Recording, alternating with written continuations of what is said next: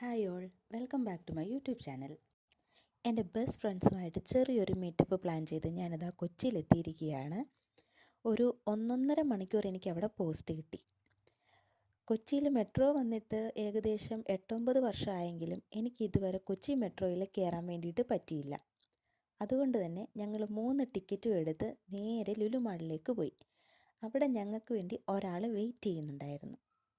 എല്ലാവരും നന്നായിട്ട് വിശന്ന് പൊരിഞ്ഞിരിക്കുമായിരുന്നുകൊണ്ട് ഒന്നും നോക്കിയില്ല, അവിടെ നിന്ന് തന്നെ ഫുഡ് വാങ്ങി കഴിച്ചിട്ട് ഞങ്ങൾ നേരെ കൊച്ചി വാട്ടർ മെട്രോ പിടിച്ചു.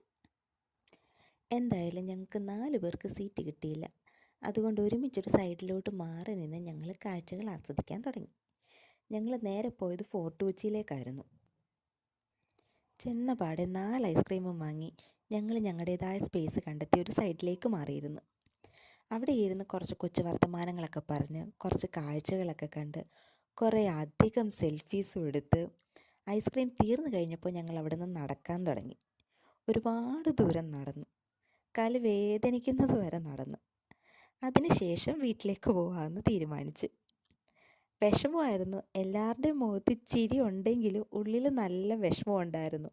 ഇനി എന്ന് കാണുമെന്നോ എപ്പോൾ കാണുമെന്നോ ഒന്നും അറിഞ്ഞൂടാ. പക്ഷെ പോയല്ലേ പറ്റൂ. അതുകൊണ്ട് അടുത്ത ട്രെയിനിന് ഞാൻ എൻ്റെ വീട്ടിലേക്കും പോയി, അവരവരുടെ വീട്ടിലേക്കും പോയി.